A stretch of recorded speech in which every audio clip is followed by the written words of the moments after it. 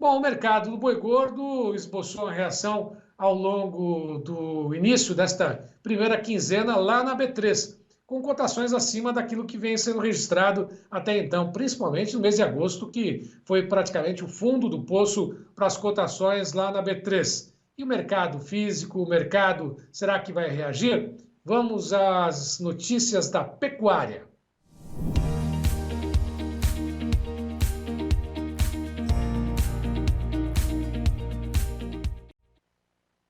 Bom, vamos começar pelo mercado futuro. Nesta tarde de terça-feira, o encerramento das negociações vinham mistas as cotações lá na B3. Vamos dar uma olhadinha, seguem na mesma situação, inverteram mão agora, o setembro a 217,50 por arroba, sobe 0,28%, o outubro chegou a cair, inverteu mão, agora sobe 0,44% a R$ 227,00 mais 5 centavos por arroba. O novembro a 229,75, estável, 0,02% de queda. O dezembro, 232,85, queda de 0,70%.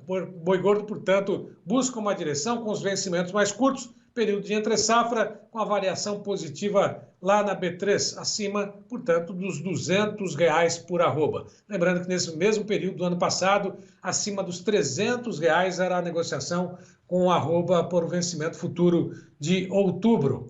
A apuração feita pela Scott Consultoria em 32 praças hoje pesquisadas, 5 delas apresentaram variação positiva.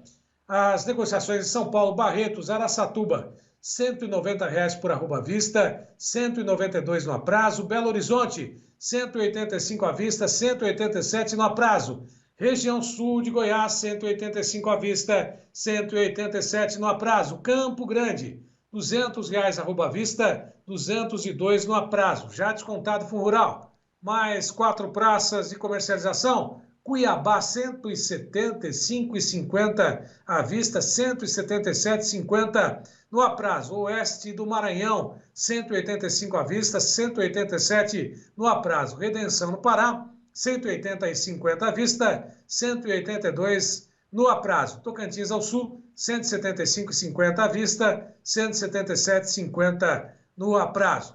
Bom, nós vamos agora saber do Iberville Neto o que está acontecendo com o mercado do boi gordo nesta segunda semana do mês de setembro. Semana passada, marcada pelo feriado, início do mês, recebimento de salários, feriado da última quinta-feira. Será que o mercado do boi gordo para de cair? As cotações agora encontraram um caminho? É o fim do fundo do poço, né? Ou não? Quais são as informações sobre o mercado do boi gordo? Iberville, tudo bem? Olá, Braga, olá a todos. Braga, hoje nós trouxemos alguma informação do mercado físico, mas não temos muita novidade em relação ao que foi observado ontem. Nós temos a continuidade desse cenário um pouco mais positivo. Escalas de abate seguem mais enxutas do que vinham sendo observadas.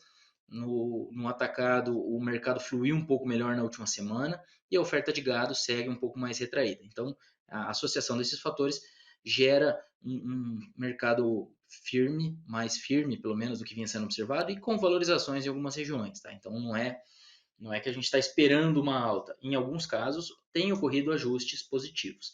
É bom diferenciar os ajustes positivos que têm ocorrido no mercado físico, que são uma mudança de cara, alguma evolução de preço de maneira mais sutil, das altas fortes observadas no mercado futuro. Tá? Então, o mercado futuro ele foi na frente, e quando eu digo foi na frente, eu quero dizer que ele andou muito mais do que o mercado físico tem andado, e não necessariamente que o mercado físico vai acompanhar esse ritmo de altas, né? Mas a gente tem que acompanhar. O que a gente tem de sólido hoje, de palpável, é o mercado físico consistentemente mais firme do que foi observado na última semana, nas últimas semanas aí, com essas quedas fortes. O mercado tateando aí alguma valorização, ocorrendo alguma valorização de maneira mais sutil, mas o mercado é, testando e consolidando aí esse fundo, ao que tudo indica. Mas lembrando, e a gente sempre tem feito essa ressalva, que esses últimos anos, no que diz respeito à entre-safra, eles estão bem estranhos.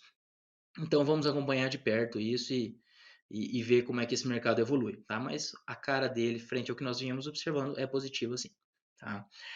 Outra ponderação que a gente pode trazer os dados do IPCA, que é o Índice Oficial de Inflação do IBGE, né? Os dados, o IPCA é usado pela equipe econômica com diretriz aí quando a gente fala de inflação. Então, considerando todo o índice, ele evoluiu 0,23%, tá? O indicador como um todo, e quando a gente considera só os preços da carne bovina, fazendo uma média aqui das cotações da carne bovina que entram nesse indicador, a gente teve uma queda desses preços de 0,21%, tá? Então, desculpa, de 2,1%. E essa queda de 2,1%, ela foi a maior queda desde fevereiro de 2020. Então, a gente tem uma queda, é a maior em 42 meses, então é uma redução expressiva, e isso tem dois pontos. Por um lado, se o varejo estivesse subindo, seria melhor, porque isso indicaria um consumo mais positivo, sem dúvida, o varejo conseguindo repassar isso, mas por outro lado, a partir do momento que a gente tem essas quedas no atacado, essas quedas para o boi gordo, e o varejo repassa de maneira mais importante, isso tende a estimular o consumo, que é inclusive o que foi observado no primeiro semestre. A gente está escoando mais carne no mercado doméstico, porque está produzindo mais carne, e essa carne está sendo escoada por um preço menor. Tá? O varejo tem repassado menos as desvalorizações do que os outros elos, isso é fato, mas à medida que a gente considera que, à medida que ele passe a repassar um pouco mais essas quedas, isso acaba estimulando o consumo. Tá? Então, tem as duas formas de ver essa situação. Varejo em alta é indicativo de consumo forte, positivo, sem dúvida, mas o varejo, já que os outros elos estão cedendo, o varejo ceder um pouco e estimular consumo, também a gente pode ter uma leitura positiva no que diz respeito ao volume de carne a ser escoado no mercado doméstico. Tá? Então, esse é um ponto aí, já que a realidade é de um ano de mais oferta. Se a gente tivesse com uma oferta um pouco mais enxuta e o varejo cedendo, aí era o indicativo mais grave do ponto de vista do escoamento. Agora a gente tem essa balança aí que é difícil da gente separar e considerar uma variável exclusivamente. Na nossa leitura, essa queda de preços acaba deixando mais competitiva essa carne que está chegando em volumes ao mercado, em grandes volumes, e melhorando o potencial para um escoamento mais promissor na segunda metade do ano, que normalmente já é de escoamento um pouco melhor.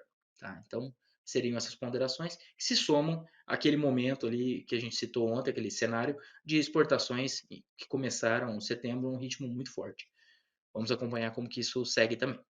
Por hoje é só. Um abraço a todos e até a próxima.